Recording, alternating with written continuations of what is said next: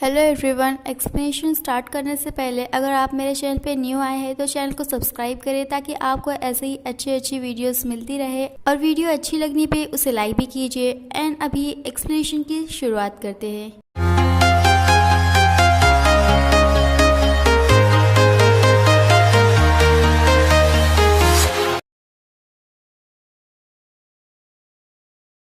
सो 14 episode की शुरुआत में देखते हैं सिडोंग को, जहाँ पर वो अपनी कार में होता है। उसकी हालत ठीक नहीं लग रही होती है और वहीं डिफेंग को मैसेज आता है कि सिडोंग को हैंडल कर लिया गया है और नेक्स्ट स्टेप अभी उसका क्या होगा। इसके बाद लीशन अपनी मॉम से शाशा के साथ मिलने जा रहा होता है, बट वो कार में होता है, इसीलिए उसे अपनी सारी एक्सीडेंट की बातें याद आ रही होती है। और वहीं पर देखने पर पता चलता है कि जो शाशा है वो उसे हिप्नोटाइज करी है, जहाँ पे वो उसे कह रही होती है कि अगर वो अपनी मॉम से बात कर लेगा कि उसे फीवर है और वो नहीं जाना चाहता तो उसे मालूम है कि उसकी मॉम उसे काफी प्यार करती है, अब वो समझेंगी। अलीशन अपनी हिप्नोटिज्म की स्टेट में ही अपनी मॉम को बताता है कि उसे फीवर है, इसलिए वो आज स्कूल नहीं जाना चाहता है। उसकी मॉम चेक करती है और फिर उसके स्कूल में कॉल करके बता रही होती है कि वो उनकी फॉल्ट है कि उन्हें नहीं पता था कि उनका जो बेटा है वो थोड़ा बीमार है। और ये सुनने पे अलीशन थोड़ा इमोशनल होता है क्योंकि उसे हमेशा से लगा था कि उसकी मॉम काफी स्ट्रिक्ट है ये सब को लेकर, बट उसे पता चला कि उसकी मॉम उसे कितना प्यार करती है। फिर अलीशन हिप्नोटिज्म की स्टेट से बाहर आता है और शाशा और निंग को कहता है कि वो दोनों ने ये कब डिस्कस करा कि वो लोग उसे हिप्नोटाइज करेंगे। और शाशा उसे कहती है कि वो दोनों नहीं तीनों, उसकी मॉम ने उन लोगों की हेल्प करी, ये सब बातें बताई है। तो अलीशन समझ जाता है कि उसकी मॉम के बारे में जो शाशा ने कहा था अभी कि कुछ हुआ है, तो वैसा कुछ नहीं है, वो लोग बस उसे कार में लेके आना चाहते थे। और अलीशन अपनी मॉम से मिलता है और वो दोनों ही एक दूसरे को कह रहे होते हैं कि किसी की भी गलती नहीं थी उसमें। नेक्स्ट सीन में देखते हैं यान लोगों को, जहाँ पर वो निंग को बता रही होती है कि उसे काफी सारे डरावने सपने आते हैं और उसमें से एक सपना वो बताती है कि जहाँ पर वो ओशन में डूब रही होती है और वो बाहर नहीं निकल पाती है, पर जैसे ही उसे लगता है कि वो अभी मरने वाली है तो वहाँ से कोई आता है जो कि उसकी हेल्प करता है बाहर निकलने पे, और उसके हाथ में उसे रिबन दिखता है। तो निंग उसे बताता है कि जो उसका सपना है वो सिंबॉलिक है, वो जो डूब रही है वो उसका पास्ट है और जब भी कोई उसे बचाने आ रहा है तो उसका मतलब है कि वो उसका केयर करता है। और वो उसे जो रिबन दिखता है वो उन दोनों के बीच का बॉन्ड है। और इसी के साथ निंग उसे कहता है कि उसे एक आइडिया है जो थोड़ा बोल्ड है, क्या वो ट्राई करना चाहेगी। अब वो कहता है कि उसे वो लिमिटेड मतलब थोड़े देर के लिए अपना बॉयफ्रेंड बना ले। ये सुन के यहाँ लोग थोड़ा हैरान होती है। निंग उसे समझाते हुए बताता है कि वो उसे एक हफ्ते के लिए बॉयफ्रेंड बना के ट्राई कर सकती है। वो उस समय वो हमेशा जो उसके मन में चलता है वो एक्सप्रेस कर सकती है, और अगर उसे कभी भी डिस्कम्फर्ट लगा तो वो लोग वहीं पर उसका एंड करेंगे। और क्या वो ये करना चाहती है, बट जब यान लो उसके हाथ पे देखती है तो उसका हाथ वही सिंबल जैसा लगता है जो उसको ड्रीम में दिखता है, इसलिए वो हाँ कहती है। निंग यान लोगों को घर पे छोड़ने आता है, तभी यान लोगों की मॉम उन दोनों को साथ में देखती है और वो निंग से बात कर रही होती है और उसके साथ ही वो उसके बारे में पूछती है, उसके जॉब के बारे में पूछती है। तो निंग बताता है कि वो बिजनेसमैन है, वो उसका खुद का बिजनेस है। तो यान लोगों की मॉम जो कि थोड़ी लालची है वो अपने बेटे की सिफारिश करने लगती है जॉब के लिए, और निंग कहता है कि अगर वो रिज्यूम भेजेंगी तो वो देखेगा। और उसी के साथ वो यान लोगों को कहता है कि वो अपनी मॉम और ब्रदर के साथ डिनर पे जरूर आए कभी।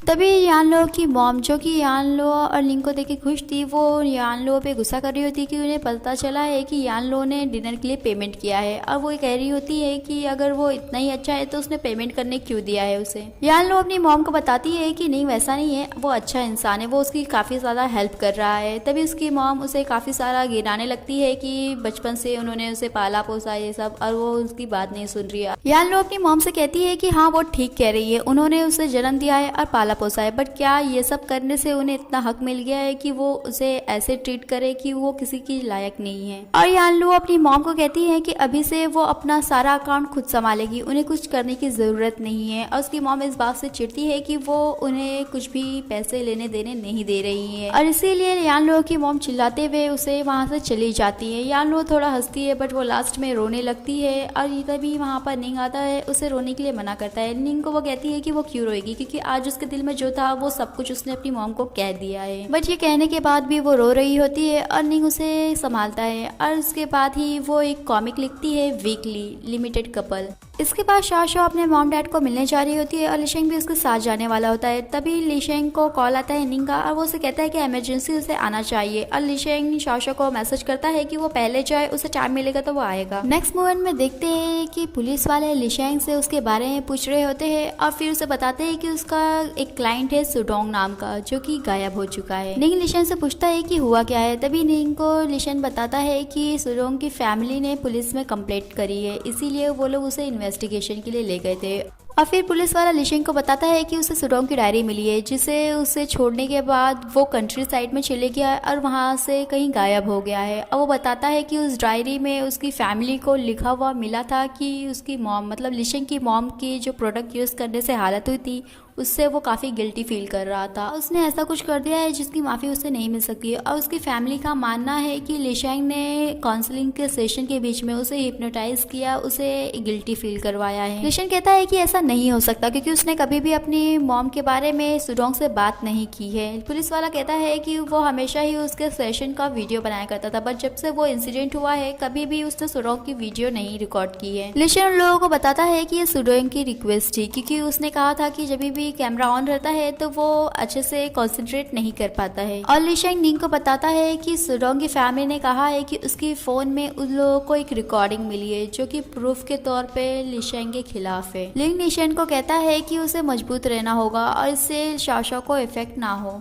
इसीलिए लिशेंग शाशो को कहता है कि वो दोनों को अलग हो जाना चाहिए। शाशो हैरान होती है, उसे कहती है कि वो ऐसा क्यों कह रहा है। तभी लिशेंग उसे कहता है कि जब भी वो साथ होती है वो कुछ सोच नहीं पाता, वो अपना काम नहीं कर पाता है। तो शाशो लिशेंग को कहती है कि उसे मालूम है कि उन लोगों का रिलेशनशिप उन लोगों के काम पे इफेक्ट नहीं कर रहा है, तो वो ऐसा क्यों कर रहा है, क्या उसके साथ कुछ हुआ है, अगर ऐसा है तो वो उसका साथ देगी। बट लिशेंग कहता है कि वो अकेले ही ठीक है, जिसका मतलब है कि वो लोगों का ब्रेकअप हो रहा है। और निंग उसे बताता है कि शाशो ने रिजाइन कर दिया है और उसी के साथ निंग उसे बताता है कि उन लोगों की क्लिनिक के खिलाफ बहुत सारे आर्टिकल्स आ रहे हैं और इसका मतलब ये है कि एक सिंपल केस नहीं है और जो भी है वो लोगों को टारगेट कर रहा है। नेक्स्ट मोमेंट में शाशो को मैनेजर सुन का मैसेज आता है और वो उसे कहता है कि उसने उसके ट्रिप जाने के लिए इंतजाम किया है, उसे जाना चाहिए ताकि वो रिफ्रेश हो। और उसके ट्रिप पे जाने का सभी को पता चलता है क्योंकि उसने अपने वीचैट पे डाल के रखा है कि वो ट्रिप पे जा रही है और वहीं पर जो डिफेंग है वो भी ये देखता है। इसके बाद शाशो आर्टिकल देखती है जहाँ पर वो काउंसलिंग सेंटर के बारे में लिखा है, नाम तो नहीं लिखा है बट उसे पढ़ के पूरा लगता है कि वो लिशेंग के बारे में ही है और इसलिए वो जाने लगती है, उसका फोन गिर जाता है, खराब हो जाता है। और वहीं दूसरी तरफ लिशेंग को पुलिस वाले वापस बुलाए होते हैं और बताते हैं कि जो सुडोंग है वो लोगों को मिला है, अब वो भी कोमा में है और उसे लग रहा है देख कर कि उसने सुसाइड करने की कोशिश की है क्योंकि उसके जो कार है उसमें एक पाइप लगा था जो कि काफी सारे गैस आ रहे थे उसमें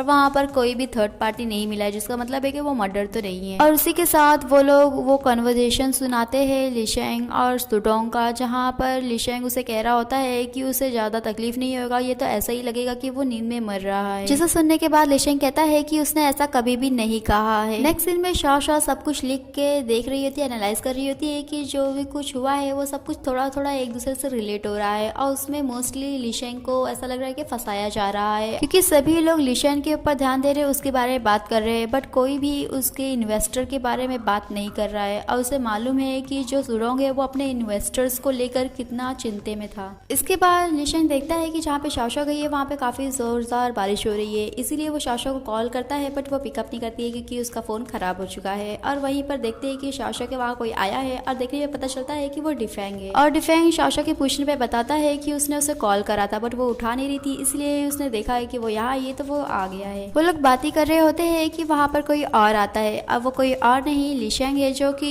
डिफेंग को वहाँ देखता है और उसे ज्यादा भी अच्छा नहीं लग रहा होता है। शाशा उन दोनों से कहती है कि वो दोनों एक साथ यहाँ पर कैसे आ गए। डिफेंग कहता है कि उसे लगता है कि जो मिस्टर ली ने लिशेंग वो तो काफी बिजी होगा। तभी लिशेंग उसे टोंट मारते हुए कहता है कि वो तो डायरेक्टर है अपनी कंपनी का, वो तो कुछ ज्यादा ही बिजी होना चाहिए। तभी डिफेंग लिशेंग को खाने के लिए ऑफर करता है। खाने के बाद लिशेंग कहता है कि वो टेस्टी था, तो डिफेंग कहता है कि लग रहा है कि उन लोग का जो टेस्ट है वो सेम है। शाशा उन दोनों के बीच में टेंशन को देखते हुए कहती है कि उसने कल रात से आराम नहीं करा है, इसलिए वो आराम करना चाहती है, वो लोग जा सकते हैं। तभी डिफेंग कहते हुए जाता है कि वो नेक्स्ट रूम में ही है, अगर उसे कुछ काम हो तो वो बुला सकती है। नेक्स्ट सीन में शाशा लिशेंग को दिखाती है जो कुछ भी उसने लिखा है और कैसे सब कुछ एक दूसरे से रिलेटेड है और इसी के साथ वो बताती है कि जो सुडोंग है वो अपने इन्वेस्टर को लेकर काफी परेशान था बट वो किसी दिन पे बहुत खुश हो गया था क्योंकि उसे कोई इन्वेस्टर मिला था। तो लिशेंग उससे पूछता है कि क्या उसे याद है कि उसने बताया है उस बारे में, तो वो कहती है कि उसने एक डॉक्यूमेंट मोमेंट देखा तो था बट उसे याद नहीं आ रहा है और इसीलिए वो उसे हिप्नोटाइज करता है। अब वो वहाँ पे वो उस कंपनी का सिंबल देखती है बट तभी वहाँ पर आता है डिफेंग जो कि उसे आवाज दे रहा होता है। तो शाओ दरवाजा खोलने से पहले ही लिशेन को छुपाती है क्योंकि जो डिफेंग उसे मालूम नहीं कि लिशेन उसके कमरे में है।